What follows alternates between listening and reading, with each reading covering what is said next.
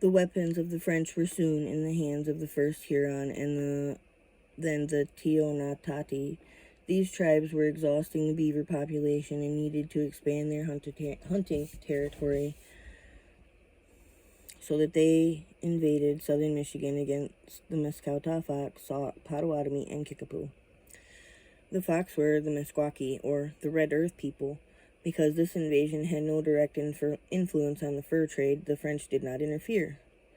Although the native population preferred the French to the British, they were often badly used as business partners and allies by the French. The French thought that all of the Algonquian tribes in southern Michigan as being a Cisternonon, or a fire nation. Which is confusing because that is what the Odawa called the Potawatomi. The Huron told the Jesuit missionaries in 1641 that 2,000 Odawa with other warriors had destroyed an Cicerone fort in southwest Michigan, killing all of the warriors and taking 800 women and children, 800 women and children as prisoners. When the Haudenosaunee overran the Huron in 1649, the Odawa were living at Mackinac, St. Ignace. If the Blackbird account is true, the Odawa conquered the Muskodesh around 1615, when the French explorers first came to L'Arbor-Croche. The Odawa would have taken over their lands in the present counties of Emmet, Sheboygan, and Charlevoix in the upper Lower Peninsula. Champlain had founded Quebec only 7 years earlier, on July 3, 1608, but the French explorers pushed westward on the waterways leading to the Great Lakes. Father Albert L. Langheim wrote that, because of the hostile Iroquois, the French traveled by way of the St. Mary River and had posts built at Sault Ste. Marie and St. Ignace. James McClurkin writes, in 1615, French explorers seeking new alliances and fur resources met the Odawa, and together they built a working relationship in the North American fur trade. The escaping Huron ran to the Teonatati, but within 2 years this tribe was also eliminated. The Haudenosaunee absorbed what remained of their foes, but almost 1,000 Huron and Teonatati escaped to Mackinac. The Haudenosaunee chased them. The Haudenosaunee chased them to Mackinac, where the attempt to capture them fled to Green Bay in 1651. You can see it failed. The attempt to capture them failed. Knowing that the Haudenosaunee would try again, the Odawa and Huron fled to Green Bay in 1651. The Odawa and Wyandotte formed an alliance with the Potawatomi and moved into their fortified village of Michigami. The Haudenosaunee returned in 1653 and laid siege upon the fort, but they ran out of food and were forced to return to their home in upstate New York in defeat. On their return to their home territory, they were attacked by Ojibwe, who killed almost half of them. The Haudenosaunee were the conquerors and assimilated the tribes that they conquered. For instance, they absorbed the Erie and drove the other tribes from southern Michigan. And another attack in 1655 by the Haudenosaunee, the Ottawa and Wyandotte Huron left Green Bay. The Wyandotte moved inland to Lake Pepin on the Mississippi in 1658. The next year, the Odawa moved to Lac-Courte Royale, the Ojibwe villages at Chequamegon and Keweenaw on the south shore of Lake Superior. This gave them closer access to the Cree and distanced them from the Haudenosaunee. The Odawa had continued their fur trade with the French during all of their warfare and dislocations, but the Haudenosaunee wanted to control the French, not destroy them. After their success in warfare against the Erie, the western Haudenosaunee, Seneca, Cayuga, and Onondaga, preferred peace to the French in 1653. The French agreed, and to keep this peace, said that they would stop their travel in the Great Lakes, but instead the French kept their fur trade active through their allies, the Odawa, who brought their furs to Montreal.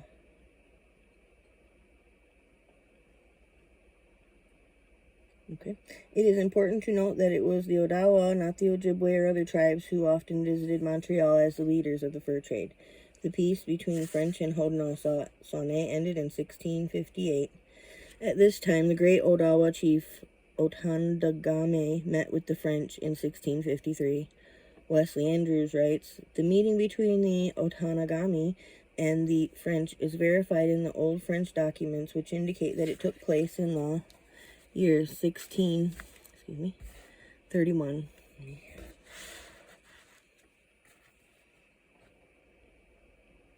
On July 31st.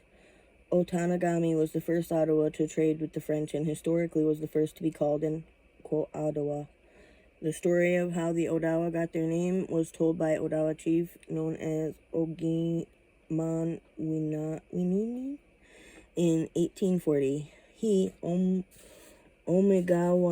Winini, that's a mouthful, said that long ago when we lived upon the great island in northern Lake Huron, now called Manitoulin, that a man by the name of Otonagame had a child who died one spring when they were making sugar.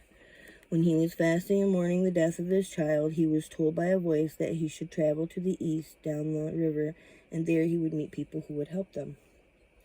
Therefore, Otonagame killed a bear and gathered his wife and some young men, and they traveled straight through the woods to the east for weeks. Finally, they came upon the great river known today as the St. Lawrence Seaway. Here, they built canoes to continue their journey. One night, as they camped along the river, Otonagame dreamt that someone came and told him that tomorrow he would see those who would help him. They left early next morning and continued their journey. In the fog, they saw a man with 2 pails coming to the shore after water. The man left his pails at the shore and went up to the large building. He came back with many people who took Otonagame and his group to the house with them. The Anishinaabe believed these persons were spirits because of their white skin.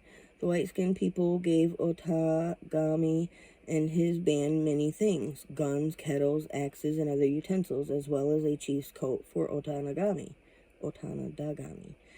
They asked him to come again the next summer and bring more of his people to trade.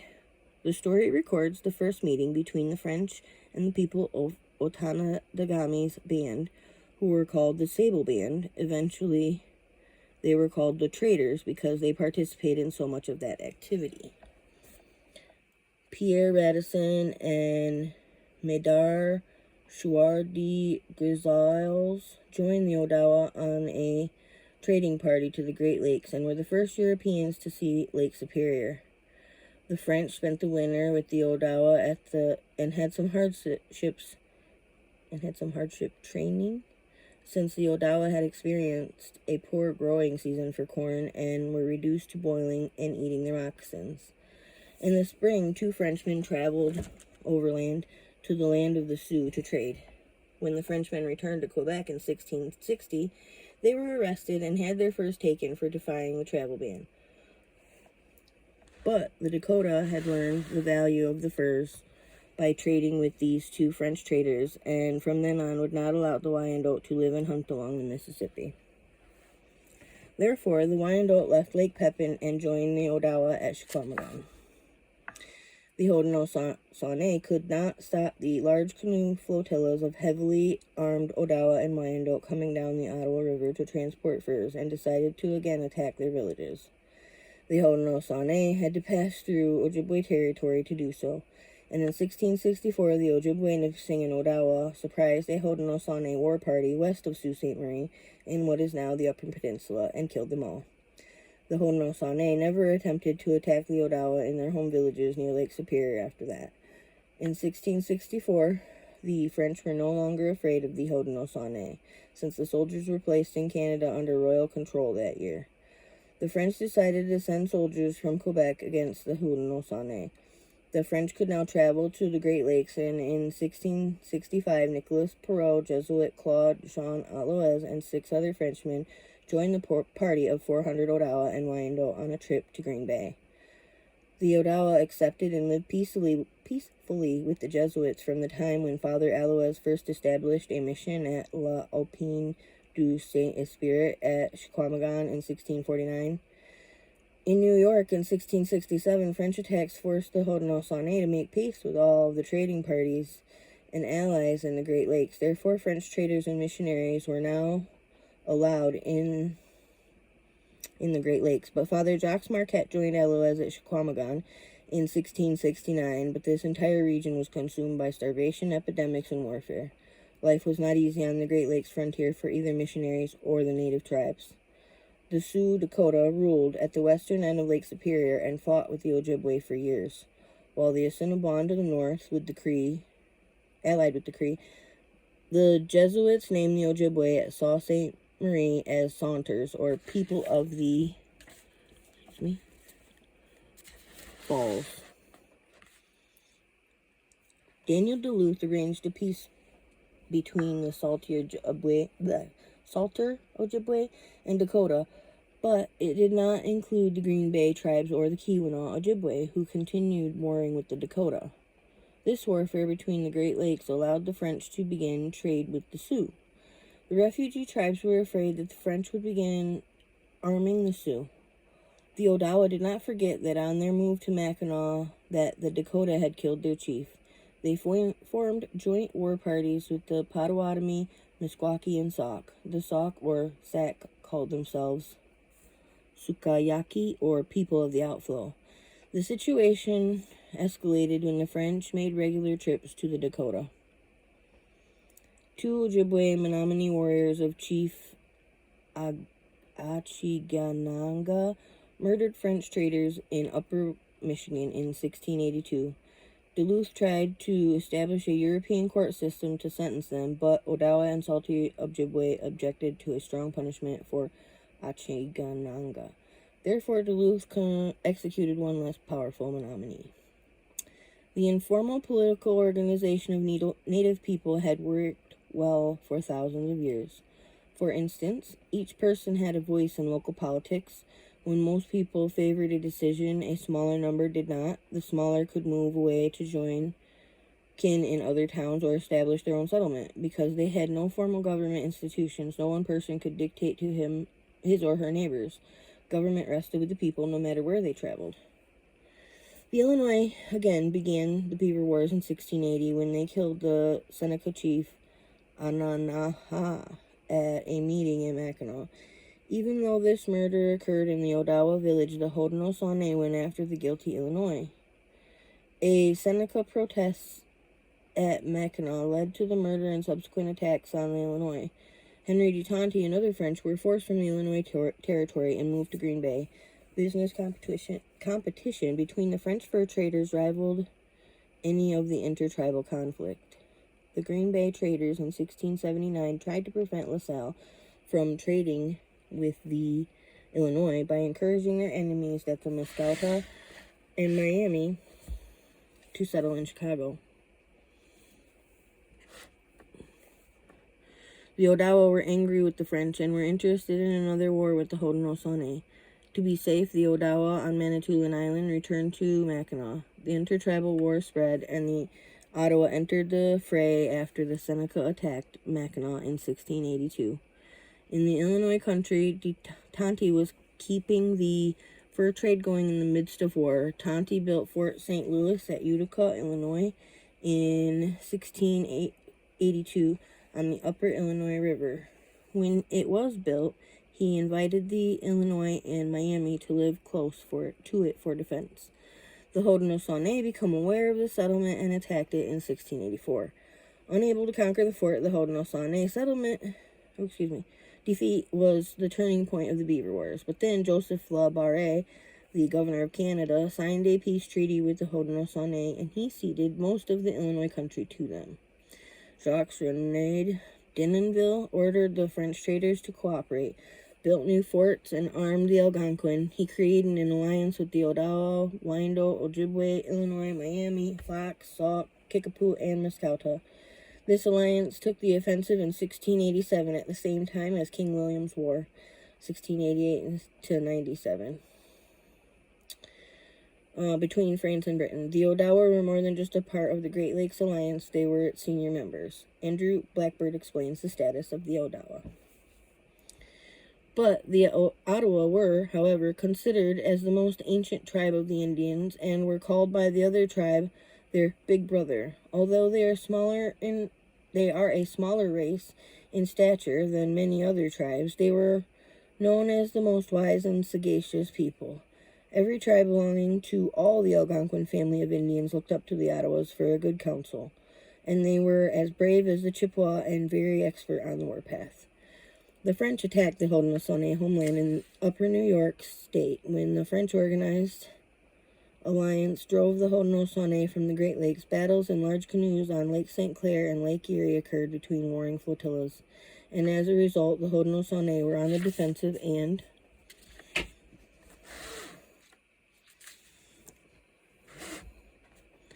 facing defeat in the 1690s. The Haudenosaunee offered the Odawa a separate peace and access to British traders. The Ottawa refused, thereby bringing the eastern Great Lakes under the control of the French and their allies. This area was excellent hunting ground for beaver, which were almost hunted to extinction. But with the tribes fighting each other, the beaver had time to repopulate the region. The fur trade increased dramatically, but then created a glut on the European market, dropping prices of fur. With profits plunging, Louis finally listened to the adverse effects of the fur trade on the American Indians from the reports of the Jesuits. On the verge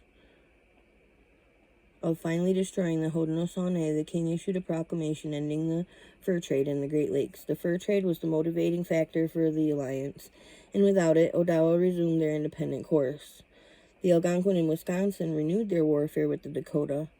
The Odawa formed a conspiracy between Green Bay and Mackinaw tribes to expel the French if they did not stop trading with the Dakota.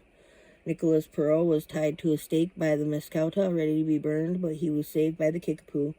He left the New World and never returned. Even though the British and French ended their war in 1697, the animosity occurring between the Haudenosaunee and the Algonquin went on. The Treaty of Ryswick put the Iroquois League under British rule so that the French were eager to make peace. But the alliance was still in a warlike mode. The French had no influence without the fur trade, and it took them until 1701 to negotiate peace.